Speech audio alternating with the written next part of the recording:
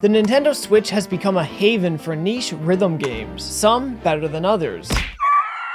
One that I've had my eye on for a while is Muse Dash, developed by Pero Games and published by XD Network. So I reached out to the developers and requested a review code, and they humbly obliged. So thank you XD Network for supporting my channel and my work. Muse Dash is a fairly simple game, but it's certainly a fun one. There's not much to talk about as far as stories or narratives go. You simply pick a muse and dash through levels. There are a load of characters to pick from, but you will only start with one. The rest are unlocked by gaining items and rewards through leveling up. Through leveling up, you will also unlock new songs to play, although the vast majority are available to you from the get-go. All in, I counted 97 songs. 37 are in the default category, but then we have 10 additional categories with 6 songs each. But just a heads up, this is the Switch version and it includes loads of the DLC packed in. For folks watching this review but looking to buy the game on Steam, not all of this DLC is packed in there. Most of the music is dubstep, but a lot of the times it mixes classical and cinematic motifs, and it all blends very well with the gameplay and the visual appeal of the game.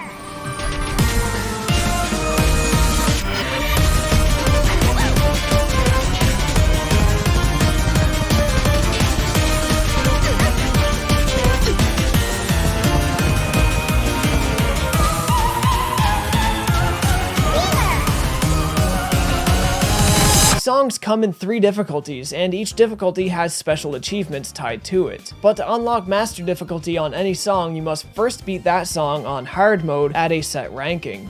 The unlockable characters run a gambit in design motifs, though they are limited to a female-only cast. That said, they're kind of a selling point of the game. With so many peppy and cute characters to pick from, it makes the grind to unlock the one you're eyeing that little bit more encouraging. Make no mistake, however, there is certainly a grind, and if you want to mitigate it as much as possible, I would suggest getting good really quick and tackling the game on the harder difficulties. Although the art style has a bit of an anime made in Flash feel to it, I think it works wonderfully with the design of these characters, and I would actually love to have a giant poster with a full character roster represented on it. Muse Dash also has leaderboards, ranking systems, and a built-in trophy system for those looking for extra fame or glory. But take this with a warning. This isn't Muse Dash's first release, and a lot of old players will be jumping in on this new version. So getting on the leaderboards may be an uphill battle, more so than usual. But Muse Dash is at least not a hard game to learn. Hard to master maybe, but not hard to learn. Gameplay only consists of 2 buttons. Muse Dash works like a runner in a way, and I find it most comparable to the music-based levels from Rayman Legends. The screen constantly moves to the right, and objects will come at you from the top or the bottom. Using the face buttons or the right and left halves of the touchscreen depending on how you play, you will attack high or low to hit the obstacles. Some obstacles will trace the ground and you'll need to use your high attack button to jump over it. Some objects come at you from high and low at the same time, so you'll simply need to hit both buttons at once to get past them.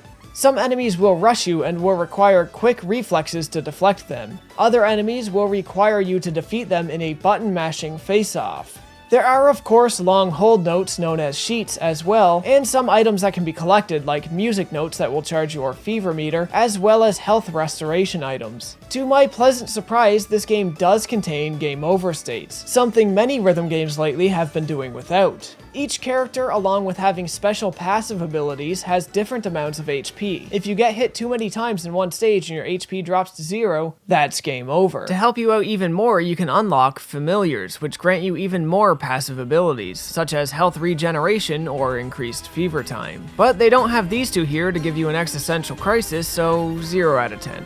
Levels come in various graphic palettes and have their own unique enemies and unique bosses. They're a spectacle to look at and very vibrant and rich in color. Although Muse Dash is really fun and I fully enjoyed the game, I definitely feel like there's room for improvement. After about an hour's worth of play, it began to set in that despite the different graphic palettes and different songs, each level does begin to feel a little bit samey. This is something I think could be easily remedied with having a few more tricks in the bag. Maybe instead of just objects tracing the ground to jump over, we can add pits. Instead of flat ground that continuously runs to the right, add some slopes, some inclines and declines that go up and down with the intensity of the music. The game is already very intense and can be very difficult to keep up with at times. Without a doubt, it's an assault on the senses in a pleasant way, but it can be better. If there's a sequel, I'd say go all out. Add a charge attack for special use in boss battles. Add collectible power-ups like a shield to sustain yourself from one attack. Maybe even add a brief invincibility power-up. Score multipliers, a double jump or hover, a dash to get you under low-hanging ledges. There is so much that can be done. This is a great foundation and really fun as it is, but it seems like it would be really easy to push it further, and I would love to see that happen. Though there's not much in terms of text in the game, translation is still a little bit wonky. Everything you read makes sense, but it's not always the most logical way to say something. I did run into one glitch where my rewards for leveling up were delayed, but after about a day it seemed to click in and everything worked smoothly. I'm sure just turning the game off and on again would fix it. One of the only other problems I had was in the feel of the animation loops while playing. The BPM of some of these songs is pretty up there, and the animation looks a little slower than it should be.